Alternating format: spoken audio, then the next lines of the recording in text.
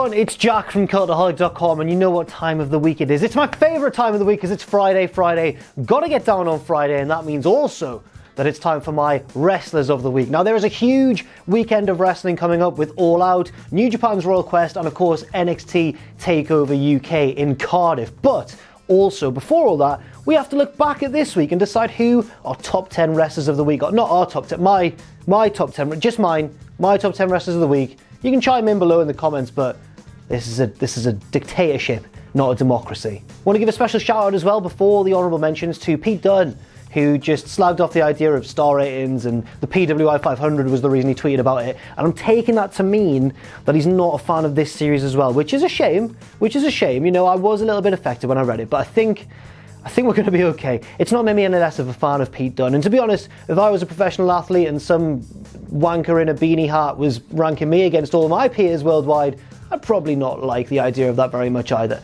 I'm not suggesting, by the way, that Pete Dunne fired shots directly at this series. In fact, he's probably not aware of it. But just alongside my boys like Bill Apter and Dave Meltzer and that, come on, journalists, let's stand strong and let's continue to give our opinion. I honestly don't know where I'm going with this. Now onto the honourable mentions. First of all, we have to mention Kyle O'Reilly and Bobby Fish, the Undisputed Era, who re-seized the NXT Tag Team titles on this week's weekly episode of NXT, defeating the poor old Street Profits. Also a tag team from Dragon Gate, Big R and Aita, members of the RED or Red Stable, the stable that Pac is a member of as well. They retained their tag team titles in a match that apparently is quite uncharacteristic for Dragon Gate. Quite a lot of weapons, quite a lot of big chair shots and that sort of thing. Spots off a ladder through a table and stuff. The first half of the match was kind of slow, but then it all picked up towards the end. So well done to Big R, or not well done to them actually, because they're the dirty heels. Oh. Also want to give a shout out to Jungle Kiona over in Stardom. She defeated Bea Priestley in the ongoing Stardom 5-Star Grand Prix. Their kind of equivalent of the G1 Climax, and that means that she's defeated the champion, so maybe she'll get a title shot somewhere down the line. And finally also to Joe Hendry, local hero, who made his Ring of Honor debut this past week. Hopefully, looks like he's going to get a feud straight away with Dalton Castle, and hopefully he does very well. Come on, Joe. Now onto the top 10, and my number 10 this week is Big Drew McIntyre. Now, Drew hasn't been on the top 10 this year at all, mainly because he's been kind of misused, I want to say, on Raw and SmackDown. I mean, it's Drew McIntyre. Everyone thought he was going to be Universal Champion before long, and instead he's been kind of bogged down, often with Shane McMahon-based storylines and that sort of thing. But he had a very good match on Raw this week, the best match of this week's Raw, against Ricochet in the first round of the King of the Ring tournament. This was a wonderful match, a big man versus little man clash, and basically Drew should be higher up this week on the Wrestlers of the Week table, but I've only given him 1 point for the simple reason that it was probably quite a damaging loss for Drew, regardless of how good the match itself was. You know, I don't think we should have really seen Drew and Ricochet paired up in the first round. I think they both should have progressed further. That's a final matchup if ever I've seen one. Yes, they're both in the Raw bracket, but it should have been at least the Raw finals, you might want to argue. I certainly would think so anyway. He also gets penalised for sitting on the throne before the match, because the moment you did that, Drew, you jinxed your chances of winning King of the Ring, and look what happened. You lost to a man half your size. Disgraceful. Next up, number 9 this week goes to a member of the 205 Live roster. That's right, it's Oney Lorcan. Yes, mate.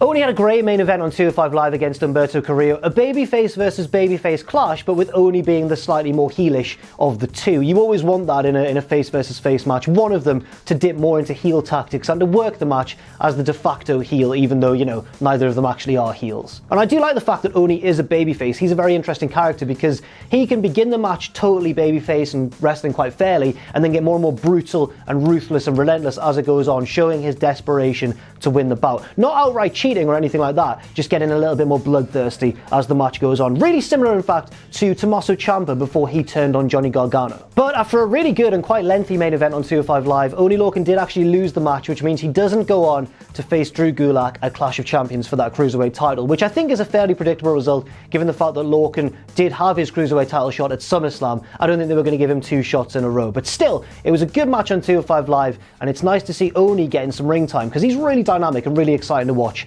in wrestling action. In wrestling action, bloody hell, Jack. Next up, let's talk about Ring of Honor. Now, Ring of Honor have kind of fallen by the wayside a little bit in the global wrestling landscape, in amongst like all the rise of AEW, and Ring of Honor's relatively poor showing, I think it's fair to say, at WrestleMania weekend in that Madison Square Garden show with New Japan Pro Wrestling, in which, you know, New Japan kind of blew them out the water, even if that wasn't the intention. But Ring of Honor are back in the form of this week's number 8, Bandido. Ring of Honor ran a show called Saturday Night at Center Stage in Atlanta, Georgia, and the best match on the show for my money was this one, Bandido versus Marty Scurll. It was a good sort of 20-minute or thereabouts match, a good solid, what you imagine from the Ring of Honor mid-card. Two guys who can really work well, going at it, and basically being given a lot of time to shine. Bandido showed once again his insane blend of strength, speed, agility, and all the rest of it. Even though he's undersized, he is the total package when it comes to being a professional wrestler. He really is one of the most deceptively strong wrestlers in the current wrestling world, I think. And he shouldn't be too sad that he lost the match. He wasn't able to pick up the victory over Marty Scurll,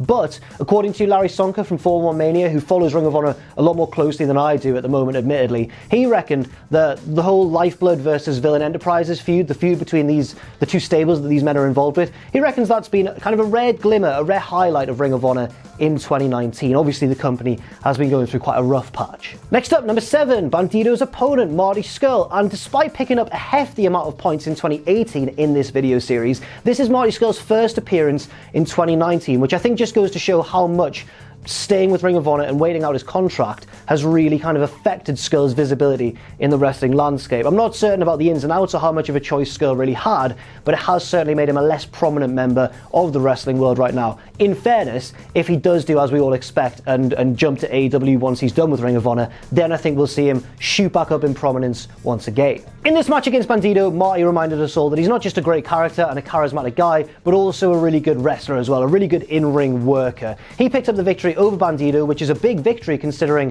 what high regard Bandido is held in by Ring of Honor, and he defeated him with the Black Plague, a relatively new move in Marty Scurll's arsenal, kind of a double underhook slam. He looks like he's going to go for a pedigree, but he flips them up, slams them down, and sometimes picks up the pinfall. In this case, picks up the pinfall victory. So well done, Marty. Hope to see a lot more of him actually on Wrestlers of the Week going forwards, because he is a great talent, he is very entertaining, and I'm quite sad that we haven't seen him yet up until this point in 2019. Number 6, the man who defeated Oney Lorcan on 205 Live this week to secure himself a Cruiserweight title match. That's right, it's that cheeky little handsome devil himself, Umberto bloody Carrillo. So handsome. They mention it all the time. Handsome Umberto did have that very good match with Oney Lorcan and was able to pick up the victory, and it's probably the biggest win of his career so far, but I've already talked a little bit about that match, so now let's talk about what this means. This means that Carrillo is going into Clash of Champions with a Cruiserweight title shot. We don't yet know whether it'll be on the pre-show or the main show, probably on the pre-show if previous pay-per-views are anything to go by with regards to the Cruiserweight Championship. But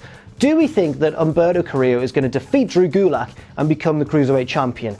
I'm going to say no. The reason for this is that I think that they're going to make a big deal of Carrillo making a brave and bold babyface effort and come very, very close to beating Gulak, but then Gulak will either cheat or flip a switch and go super intense and retain his championship. And while that will be a shame, I think that's a better storyline long term. It means that Carrillo can go back to the drawing board, get his bearings, and come back even stronger, kind of like when someone goes off to train in Dragon Ball Z, which I'm not too familiar with and shouldn't be making references to. Also, I don't want to see Gulak's Cruiserweight title reign end just yet. I think he's been tremendously entertaining, really good in the ring, and I don't want to see him let go of that belt quite yet. So I think that Gulak will retain, but I think it'll be a very good match if it's given the proper time. Number 5, now let's go over to Japan, but not New Japan. Let's talk about Daisuke Sakamoto. Now we've already talked about Drew McIntyre versus Ricochet, which this week was a big lad versus little lad match, and this match was a big lad versus big lad match that Sakamoto wasn't able to win, but did put in a very impressive big lad performance, and the promotion was bloody big Japan as well. So it's just massive, just a big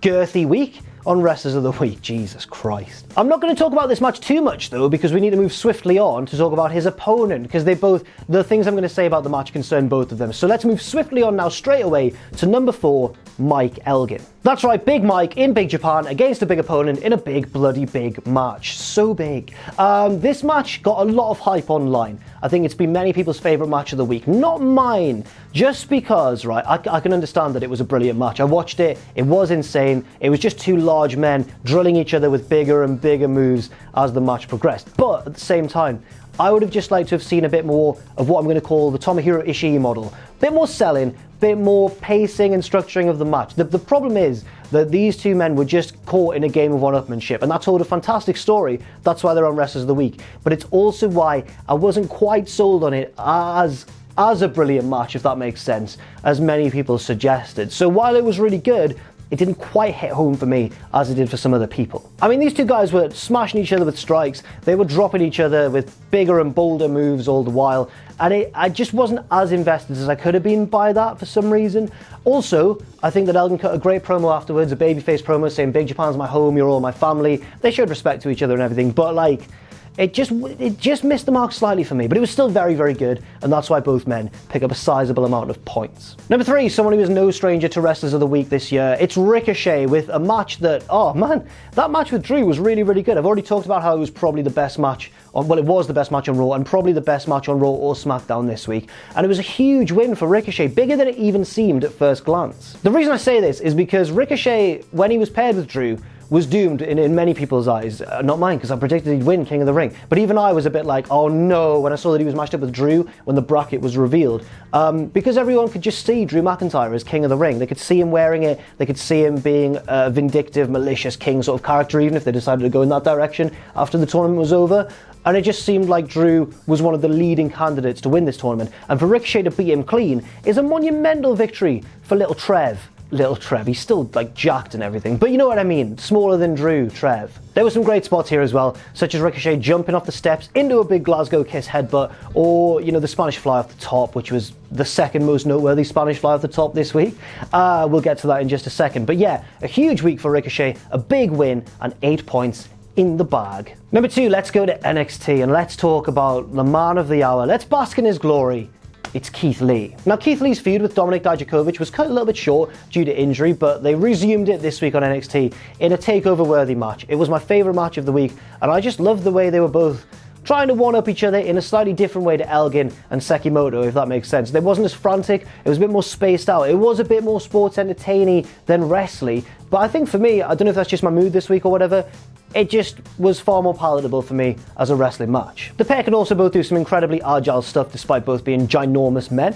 And I love Keith Lee not only as a wrestler, but as an entertainer, as someone who has great facial expressions, great mannerisms. He has a tremendous physical charisma as well as his own verbal charisma. He is really good, and I think probably a future NXT champion. But now let's get to my number 1 and my wrestler of the week. For the first time, he's never won it before, and it's Dominic Djokovic. Yeah, I guess I'm going to talk a bit more about the match. I mean, Djokovic won, which gave him a little bit of an edge, but also just turned in a tremendously good performance, especially coming off the back of an injury. He did the Fosbury flop over the top. He was chucking Keith Lee around with reckless abandon. I mean, not actual reckless abandon, with worked reckless abandon. The fact that these two men could deal with each other with such ease was such a phenomenal thing to see, and Djokovic is such a freak, man. When Vince McMahon realizes that he's on the NXT roster, he's going to call him straight up, and then it's the winds of change that will decide whether Djokovic is a success or not on the main roster. He could become Universal Champion. He could end up in a comedy tag team alongside a returning JTG. We just don't know which way it's going to go. But this week belonged to Djokovic, and the match also contained that Spanish fly that I alluded to earlier. A ridiculous risk from the top rope, where it looked like both men at one stage were going to die, but they nailed it perfectly. Djokovic eventually was able to pick up the victory, and I think he is going to be a serious problem for every other competitor, not just in NXT, but the main roster as well, going forwards. The guys on 205 Live are probably safe though. So now let's take a look at the league table, which hasn't really changed much. I mean, there's no news to report as we scroll down until we get to number 7, where Ricochet has drawn level with both Kofi Kingston, the WWE champion, and All Japan's champion as well, Kento Miyahara, and that's it. There's no more changes in the top 25. Anyone got any jokes? Anyone being anywhere nice on holiday? Anyone planning to go anywhere nice on holiday? I'll see you next week. Thanks very much for watching, and let us know what you think in the comments section down below. You can follow Cultaholic on Twitter at Cultaholic and on Facebook at facebook.com/Cultaholic. If you enjoy what we do, then please do check out our Patreon, patreon.com/Cultaholic, where you can pledge. And don't forget, of course, most importantly of all, to hit subscribe and to join us.